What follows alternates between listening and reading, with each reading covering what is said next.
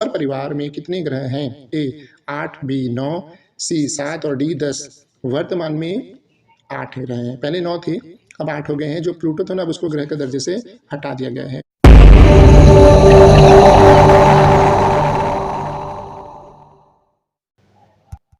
प्रश्न क्रमांक 1, उत्तर गुप्त युग में जो विश्वविद्यालय प्रसिद्ध हो गया था। ऑप्शन हैं ए कांची, बी तक्षशिला, सी नालंदा या फिर डी वल्लभी। तो उत्तर गुप्त युग में जो है नालंदा विश्वविद्यालय प्रसिद्ध हो गया था। प्रश्न क्रमांक 2, भारतीय नेपोलियन की उपाधि किसे दी गई है? ये रहे आपके ऑप्शंस। ए चंद्रगुप्त मौर्य, बी समुद्रगुप्त, सी चंद्रगुप्त प्रथम या फिर डी हर्षवर्धन। सही जवाब होगा बी समुद्रगुप्त। प्रश्न क्रमांक 3, आयुर्वेद के वैद्य चिकित्सा का भगवान किन्हें मानते हैं? ये रहे आपके ऑप्शंस। ए सुश्रुत, बी च्यवन्न, सी धन्वंतरी या फिर डी चरक। सही जवाब होगा सी धन्वंतरी।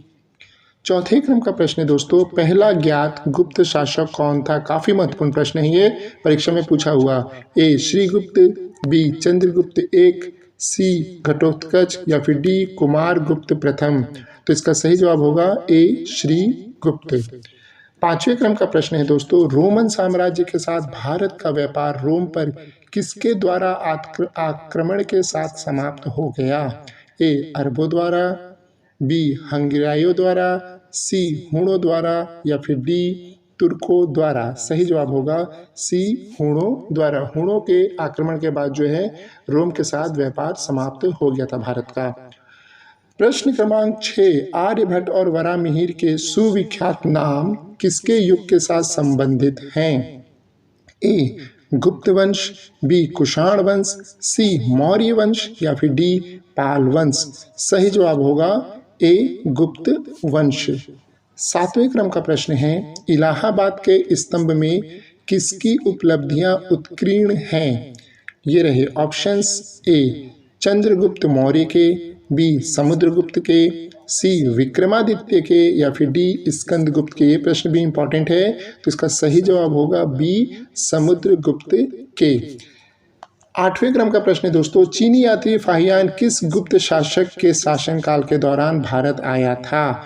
ये रहे आपके ऑप्शंस। ए चंद्रगुप्त मौर्य के समय में, बी समुद्रगुप्त के समय आया था, या सी चंद्रगुप्त द्वितीय के समय आया था, या फिर डी जो है आपका कुमारगुप्त के समय आया था। तो इसका सही जवाब होगा चंद्रगुप्त द्वितीय के समय में आया था। इसी को विक्रमादित्य भी कहते थे। 9वें क्रम का प्रश्न है, और आपको बता दूं शिक्षक भर्ती परीक्षा संबंधित सारे वीडियो जो है आपको इस चैनल पे लाइन से मिलने वाले हैं। वो भी 2-2 पार्ट में मिलेंगे, कम से कम 100 प्रश्न तो मिलेंगे जो कि काफ़ी इंपॉर्टेंट होंगे। तो चैनल को सब्सक्राइब आप जरूर कर लें। 9वें क्रम का प्रश्न है, गुप्त शासकों के बारे में निम्न में से कौन सा कथन सही नहीं है? ए उन्होंने मुख्यतः उत्तर तथा मध्य भारत के भागों पर शासन किया, बी राजपद वंशागत था और सिंहासन सदा सबसे बड़े पुत्र को मिलता था, सी न्याय प्रणाली जो है पहले की अपेक्षा बहुत अधिक विकसित थी, या फिर डी भूमि करों में वृद्धि हुई और व्यापार तथा वाणिज्य पर करों में कमी।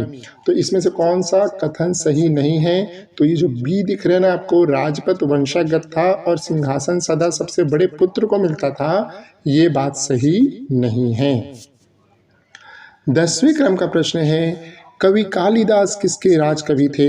ए चंद्रगुप्त मौर्य के थे, बी समुद्रगुप्त के थे, सी चंद्रगुप्त द्वितीय के थे, या फिर डी कुमारगुप्त के थे। तो सही जवाब होगा कालिदास जो है चंद्रगुप्त द्वितीय यानी कि विक्रमादित्य के शासनकाल में जो है कालिदास जी जो थे।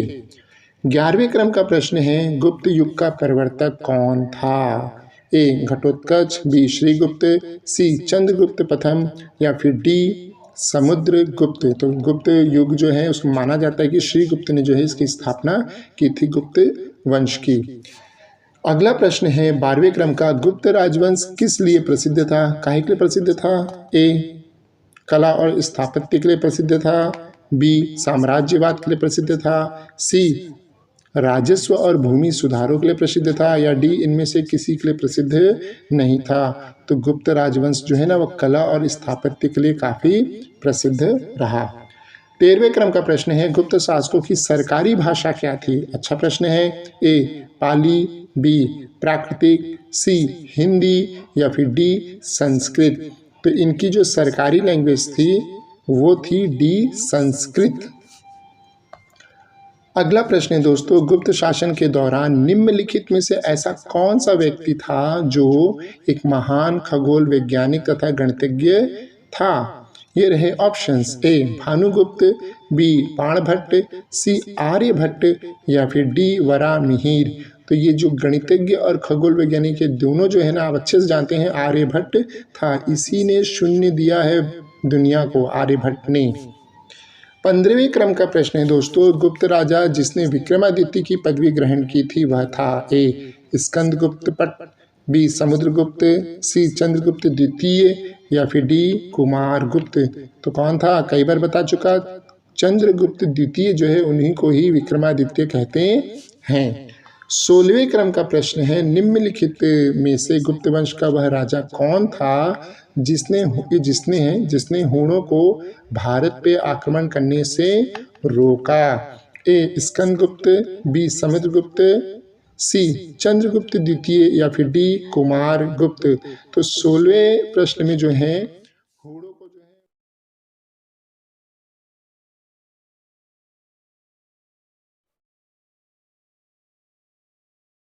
कुमारगुप्त था, इसने ही रोका था।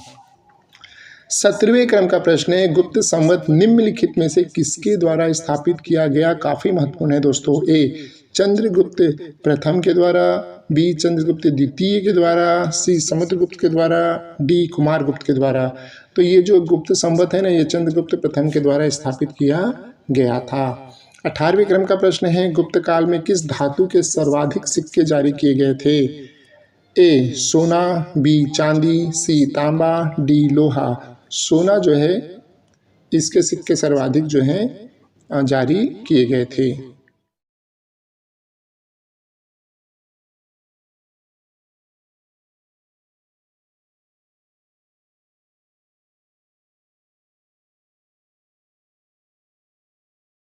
थे 19वां है, चंद्रगुप्त द्वितीय और को किस नाम से जाना जाता था। ए समुद्रगुप्त के नाम से, बी स्कंदगुप्त, सी विक्रमादित्य, डी राणा गुप्त।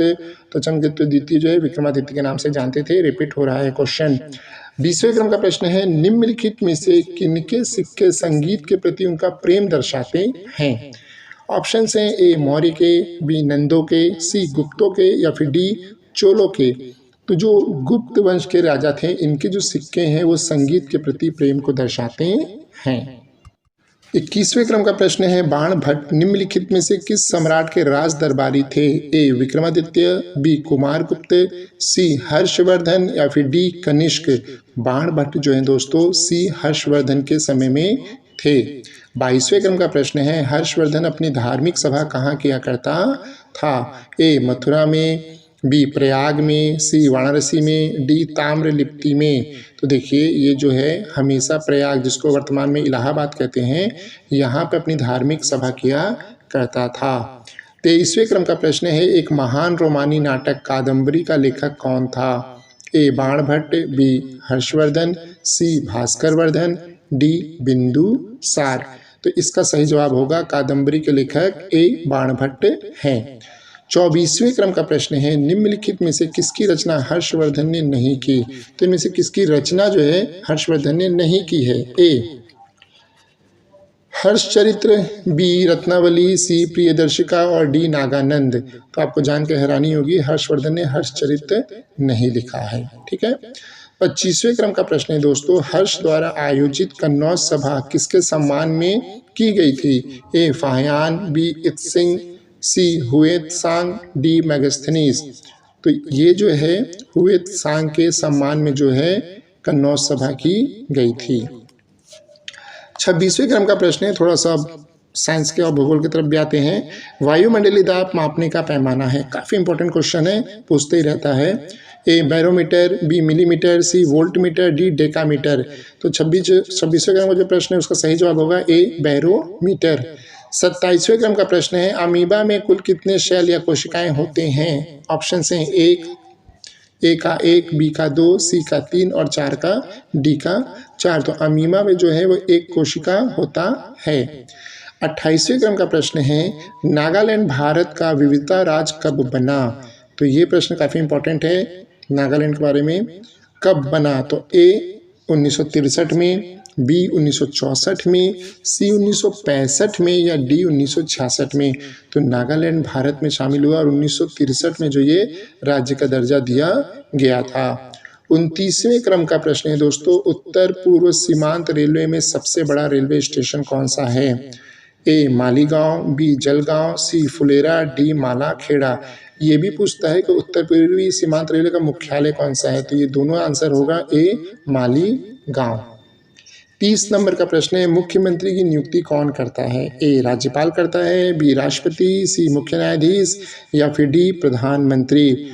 मुख्यमंत्री की राज्यों में नियुक्ति जो है राज्यपाल करते हैं। 31वें क्रम का प्रश्न है फ्रेंड्स, रेफ्रिजरेटर में कौन सी गैस प्रयुक्त की जाती है? ए फ्रीऑन, बी ऑक्सीजन, सी कार्बन, डी नाइट्रोजन। रेफ्रिजरेटर में जो है फ्रीऑन गैस यूज की जाती है। 32वें क्रम का प्रश्न है, इलेक्ट्रॉन के खोजकर्ता हैं तो कौन है? ए जे थॉमसन है, बी डार्विन है, सी जे थॉमस है या फिर डी अबुल कलाम आज़ाद। ये पूरा नाम होना चाहिए, तो कलाम आज़ाद लिखा हुआ है, ये है। तो कौन है? इलेक्ट्रॉन की खोज जो है जे थॉमसन ने किया था। 33वें क्रम का प्रश्न है, असमिया भाषा में मुद्रित प्रथम पुस्तक के लेखक कौन थे? ए आत्माराम शर्मा, बी मोहन प्रकाश शर्मा, सी राधे श्याम शर्मा और डी मोतीलाल। तो असमिया भाषा में मुद्रित पहला पुस्तक का जो लेखक था वो आत्माराम शर्मा थे। 34वें क्रम का प्रश्न है, रविंद्रनाथ टैगोर ने भारत के राष्ट्रीय गान के अलावा किस एक और देश का राष्ट्रीय गान लिखा? पता है आपको? अगर ये पता होगा ऑप्शन आंसर तो मुझे कमेंट जरूर कीजिएगा, हमको पता था। ए बांग्लादेश, बी चाइना, सी श्रीलंका और डी पाकिस्तान। तो रविंद्रनाथ टैगोर जी ने जो है बांग्लादेश का भी राष्ट्रगान लिखा है। 35वें क्रम का प्रश्न है, हीटर के तार किस चीज़ के बने होते हैं? ए नाइक्रोम के, बी सोने के, सी चांदी के, डी तांबे के। तो हीटर के जो तार होते हैं ना वो नाइक्रोम के बने होते हैं, काफ़ी ज़्यादा गर्मी सह सकते हैं। 36वें क्रम का प्रश्न है, लोहे पे जंग लगने से उसका भार, काफ़ी इंपॉर्टेंट है। ए बढ़ता है, बी अत्यधिक बढ़ता है, सी कम हो जाता है, डी ज़्यादा हल्का हो जाता है। लोहे पे जब जंग लगता है ना तो उसका भार बढ़ जाता है। अगला प्रश्न है दोस्तों, विश्व का सबसे बड़ा नदी द्वीप मांजुली असम के किस जिले में स्थित है? एक पतालपुरी में, बी दार्जिलिंग में, सी मुनावारी में और डी शिवासागर में। तो ये जो नदी द्वीप मांजुली असम के पतालपुरी जिले में स्थित है। 38वें क्रम का प्रश्न है, ध्वनि की चाल अधिकतम किस में होती है? ध्वनि जो होता है उसकी चाल किस में अधिकतम होती है? तो ए स्टील में, बी लोटे में, सी जस्ते में, डी पीतल में। जो लोग एग्जाम देते होंगे ना उनको पता होगा ये सब क्वेश्चन कितने इंपॉर्टेंट है, पूछता है। अधिकतर क्वेश्चन ऐसे क्वेश्चन रिपीट करता है। तो ध्वनि की जो सबसे अधिक चाल होती है ना वो स्टील में होती है। अगला प्रश्न है दोस्तों, किसे भविष्य की धातु कहा जाता है? ए titanium, be lead, C mercury या फिर डी प्लेटिनम। भविष्य की धातु जो है टाइटेनियम को कहा जाता है। 40वें क्रम का प्रश्न है, कौन सा तत्व स्वतंत्र अवस्था में पाया जाता है? ए सल्फर, बी सोडियम, सी हीलियम, डी बेरिलियम। स्वतंत्र अवस्था में जो है वो सल्फर पाया जाता है। अगला प्रश्न है दोस्तों, दिल्ली के सुल्तान रजिया सुल्तान किसकी पुत्री थी? ए शम्स-उद-दीन इल्तुतमिश, बी अलाउद्दीन खिलजी, सी बाबर, डी मोहम्मद तुगलक। रजिया सुल्तान जो है वो शम्स-उद-दीन इल्तुतमिश की जो है पुत्री थी और भारत की पहली महिला सुल्तान भी थी। अगला प्रश्न है दोस्तों, मंदिरों की पुण्य भूमि भारत के किस राज्य को कहा जाता है? अच्छा चलिए देखते हैं। मंदिरों की पुण्य भूमि, ए तमिलनाडु को, बी आंध्र प्रदेश को, सी राजस्थान को, डी उत्तर प्रदेश को। आप लोग बताओ किसे कहा जाता है? सभी सोचेंगे उत्तर प्रदेश, सही जवाब होगा तमिलनाडु को कहा जाता है। अगला प्रश्न है दोस्तों, महाराष्ट्र के प्रथम मुख्यमंत्री कौन थे? अच्छा, ये प्रश्न तो कुछ नहीं लग रहा जोरदार, फिर भी चलो देख लेते हैं। वाई चौहान थे, इंदिरा गांधी थी, सरोजिनी नायडू थी, ममता बनर्जी थी। तो महाराष्ट्र के मुख्यमंत्री कौन थे भैया? चौहान थे, वाई चौहान थे। अगला है, काफी इंपॉर्टेंट है, भारत का मैनचेस्टर किसे कहा जाता है? ए अहमदाबाद, बी सूरत, सी जयपुर, डी नागपुर। मैनचेस्टर नाम से अहमदाबाद को जानते हैं, कपड़े का काफ़ी ज़्यादा व्यापार होता है, यहाँ पे काफ़ी कपड़े बनते हैं। 45वें क्रम का प्रश्न दोस्तों, बिहार का शोक किस नदी को कहा जाता है? ए कोसी को, बी माही को, सी रावी को, या फिर डी यमुना को। बिहार का शोक जो है वो कोसी नदी को कहते हैं, क्योंकि इसके कारण बाढ़ काफ़ी ज़्यादा आता रहता है। चलिए दोस्तों, ये प्रश्न है अगला आपका 46वें क्रम का, अलीगढ़ किस उत्पाद के लिए मशहूर है? ए ताले बनाने के लिए, बी चूड़ी बनाने के लिए, सी आभूषण बनाने के लिए, डी कपड़े बनाने के लिए। तो अलीगढ़ जो है वो ताले बनाने के लिए फेमस है। 48वें क्रम का 47वें क्रम का प्रश्न है, किस भारतीय राज्य में विशाखापट्टनम बंदरगाह स्थित है? इंपॉर्टेंट है। ए आंध्र प्रदेश में यानी, बी नागालैंड में, सी मणिपुर में, और डी महाराष्ट्र में। तो सभी जानते हैं ए आंध्र प्रदेश में जो है विशाखापट्टनम बंदरगाह स्थित है। अगला प्रश्न है दोस्तों, हमारे सौर परिवार में कितने ग्रह हैं? ए 8, बी 9, सी 7 और डी 10। वर्तमान में 8 ग्रह हैं, पहले 9 थे अब 8 हो गए हैं। जो प्लूटो था ना, अब उसको ग्रह के दर्जे से हटा दिया गया है। अंतिम प्रश्न दोस्तों, भारत की डीजल इंजन विनिर्माण इकाई डीजल लोकोमोटिव वर्क्स कहाँ स्थित है? ए वाराणसी में, बी अहमदाबाद में, सी कच्छ में, हाँ, और डी रुड़की में। तो ये जो डीजल लोकोमोटिव वर्क्स है ना, ये वाराणसी में स्थित है। इसका पार्ट 2 भी तुरंत मिलेगा आपको, अगले दिन ही मिल जाएगा, तो चैनल पे जुड़े रहेगा। आशा दोस्तों आपको वीडियो काफ़ी पसंद आएगा। चैनल को सब्सक्राइब कर वीडियो को लाइक कीजिएगा, शेयर कीजिए और हमें कमेंट कीजिएगा। तब तक के लिए thank you and all the best.